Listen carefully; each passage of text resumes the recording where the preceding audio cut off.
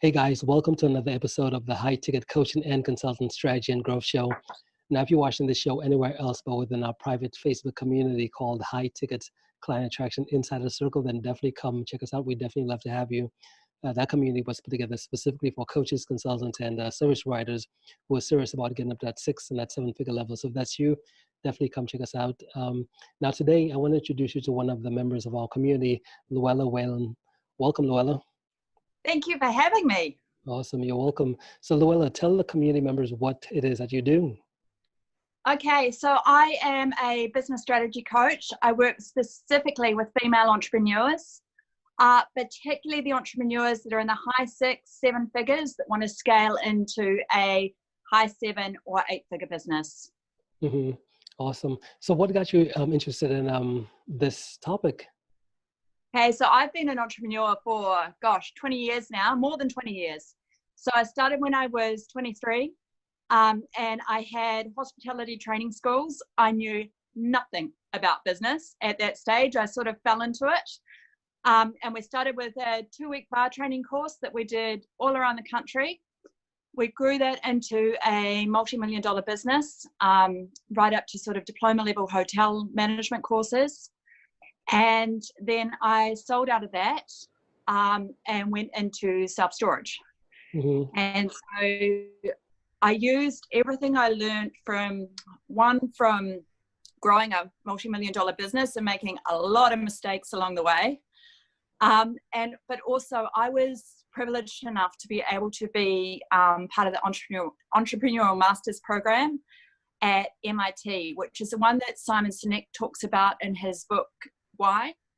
It was formerly called the Birthing of Giants program, and that has thought leaders from all around the world coming in with peers as well that you learn from, and that taught me so much about strategy and sales and vision and core values and putting the right people in the right seats to be able to grow your business without the same amount of mistakes. So with those two, what I did was I started a self-storage company with my husband, and within 3 years we'd taken it to an 8-figure valuation, simply by applying the strategies and the core values and the vision correctly and following it through.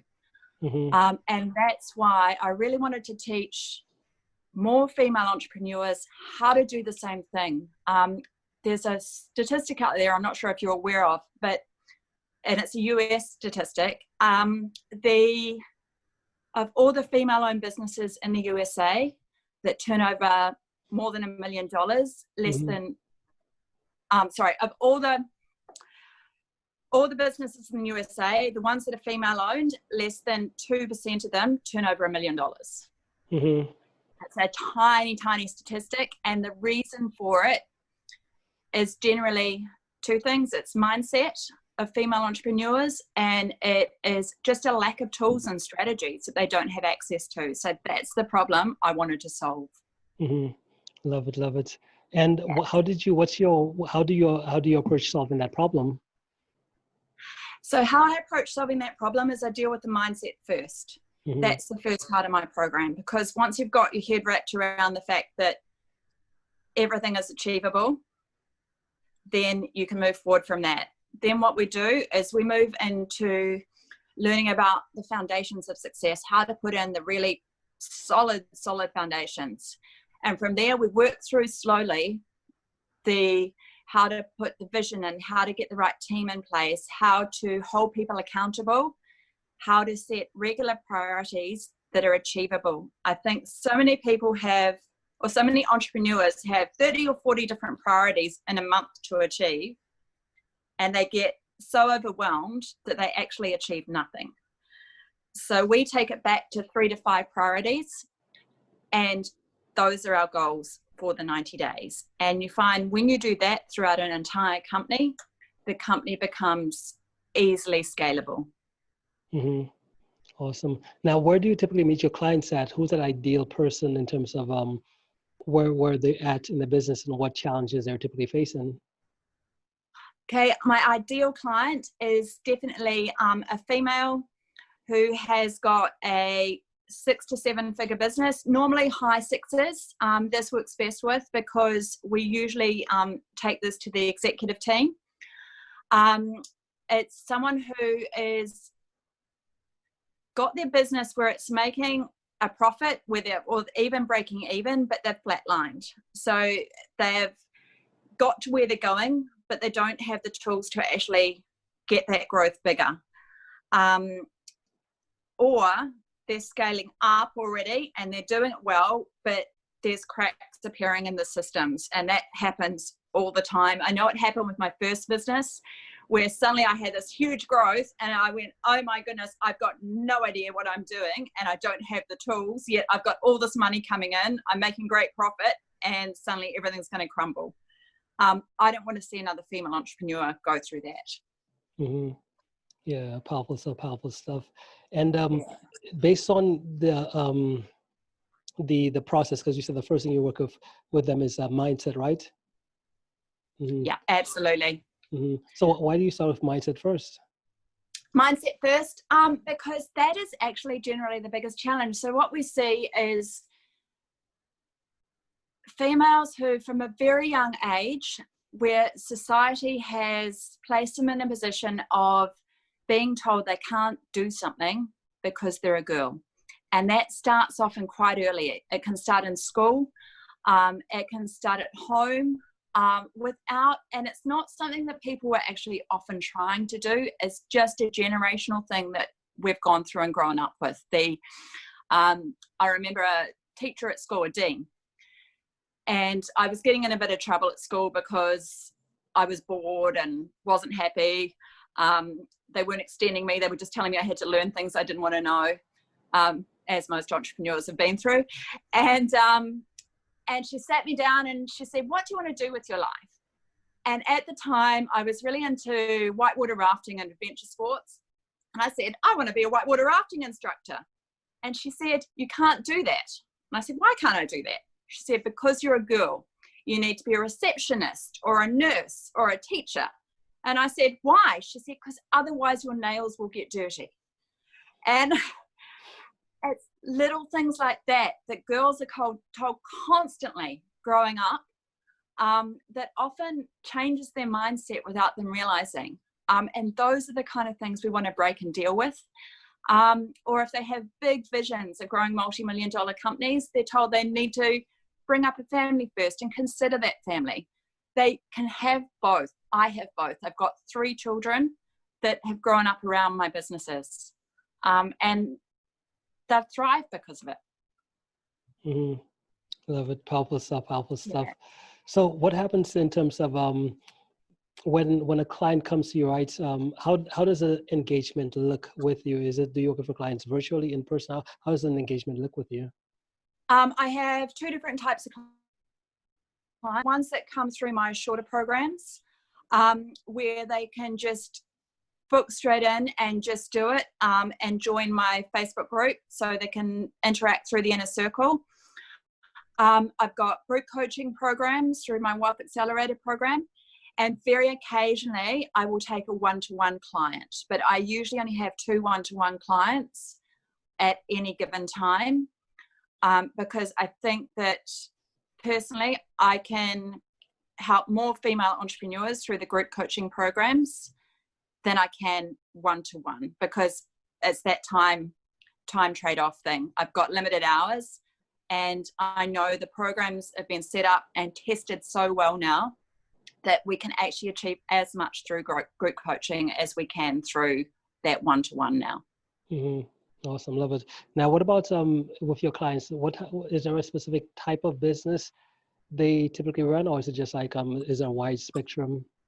It's a really, really wide spectrum. A lot of the ones I'm working with are your traditional bricks and mortar businesses, more so than the online businesses. I think there is the same principles apply to any business, and that's standard. But your traditional bricks and mortar service-based businesses, product-based businesses, that's where I tend to concentrate my energy, because they're scalable in a different kind of way.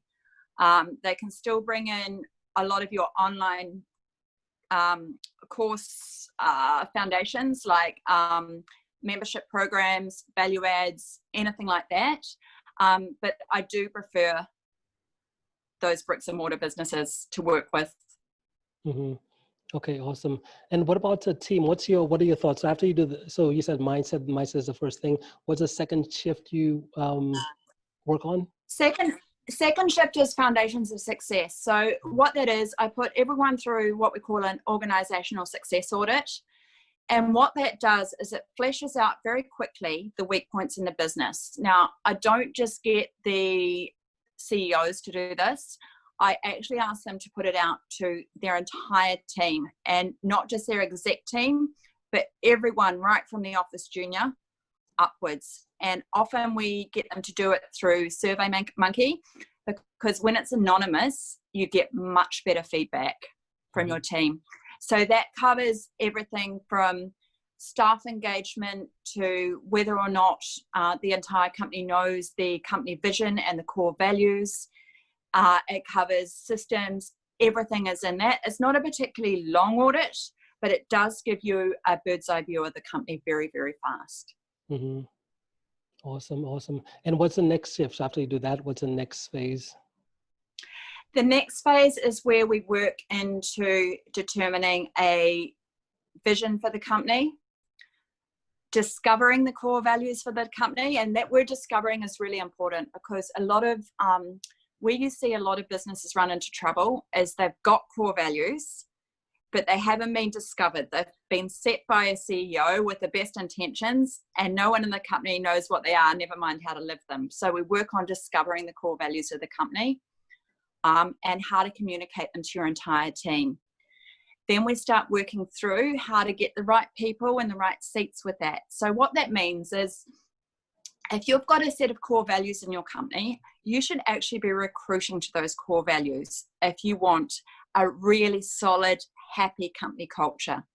And so we teach them how you recruit on culture first and skill set second, because that is actually the true basis of having a successful business, is to have everybody on board. Mm-hmm. So that's the next thing we work through. After that, we move into setting out a one-page strategy plan for the company with a 10-year vision, a 3-year vision, and then the 1-year priority plan. And then we break that up into 90-day cycles. Mm-hmm. Awesome. Love it. Yeah. So next question becomes, how long when you work with your clients and as you take them through your process, what's a typical engagement? How long is that engagement? So the first engagement is 6 weeks, and then they've got the option to go into an annual membership program after that, so that they can keep on track with those 90-day priorities, to keep on tracking in as long as they need to. And they're always, I always recommend that they actually use those programs with their exec team. Mm-hmm. Rather than trying to do it all by themselves, because they have a team for a reason. And so it's great if they can all work together. I think so many coaching programs out there are focusing on an individual and expecting magic bullets, but you've actually got to work with everyone. Mm-hmm. Yeah, awesome. Now, what about what's one skill you'd say you've really developed that's gotten you to create your level of success today?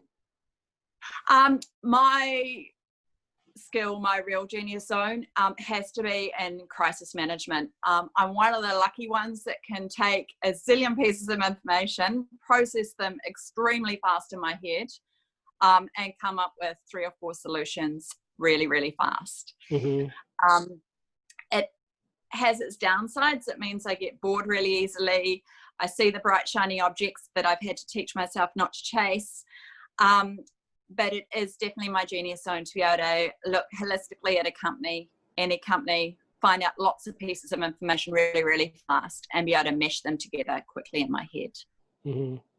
Yeah, powerful stuff. And that's the fun part. Yeah, awesome. What about habits, right? What's one habit you'd say you practice that you believe is responsible for your success? One practice I have that I actually believe is responsible for my success is making time for my family. because if you don't have that contentment within yourself to make time for the things that are important to you, I think that success isn't a word that's actually applicable. You might have achieved something, but you haven't actually had success. Mm-hmm. Yeah, awesome.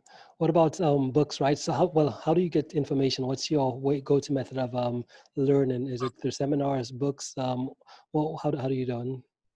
I tend to be quite a visual and an audio learner. So I do read, like physically read an awful lot. But I love sitting in a lecture theatre surrounded by hundreds of other entrepreneurs. The energy you get and the learning you get from that can be incredible. I listen to a lot of podcasts, a lot of audio books, and I learn from my peers a lot. I think peer-to-peer learning and surrounding yourself by the people who are where you want to be going is one of the most important things. Yeah, love it. What about in terms of I guess the next question becomes your big why, right? So if you had to sum up everything that you do, what's that big why for what you do? The big why has to be, I want to enable female entrepreneurs to have the best possible success that they can for their business and for themselves. Mm-hmm. Love it. And I like to ask a question also as far as, because I know as entrepreneurs, every time we go through, we're always getting these big insights, right? Every now and then we have these big insights. Have you had one of those recently, whether it's over the past few days or weeks that you could share? Big insights. Let me think. I think the biggest insights have come into, I was considering this earlier. It's when you talked about my ideal customer earlier, one of my biggest insights when I first started my programs, I had a particular customer avatar that I'd worked out, the person I thought I could help the easiest and the most online to really succeed. And I have actually changed my ideal customer, not in terms of age or, where they're at in their business, but actually on personality type, because I had assumed, I'd sort of looked at the DISC profiles and Myers-Briggs, and I'm an ESTP, if you're familiar with the Myers-Briggs profile. And so I've sort of gone for entrepreneurs like me, forgetting that we tend to be often all over the show. But when you're doing online courses, I found that the INTP on the Myers-Briggs are the ones that are actually taking this knowledge and applying it, and they are exponentially expanding. They are just, some of them have just blown me away, like literally put $500,000 on their businesses with employing one extra staff member. This happened the other day within a week. Because there was an opportunity they were able to see by just thinking outside the square slightly and implement it straight away. And it really surprised me, because when I'd first done my working out my brand strategy and doing all of those things, I wasn't expecting that. So I think my biggest insight would be to be flexible about who you think your customer is and continuously revisit it, because you may have it wrong. Yeah, powerful stuff. Love it. Well, Luella, hey, thank you so much. If someone wants to reach out, what's the best way for them to be able to connect? Best way to connect is either to visit my website, www.thesuccessstamp.com.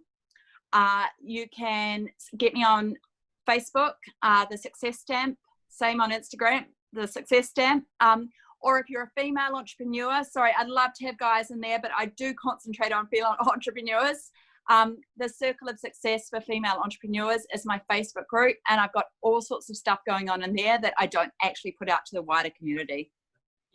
Awesome, guys. And everything Luella just shared on here, guys, if you're watching this on a live or the replay, I'll have all those links either right above or below this video, so you could click through and get connected right to her.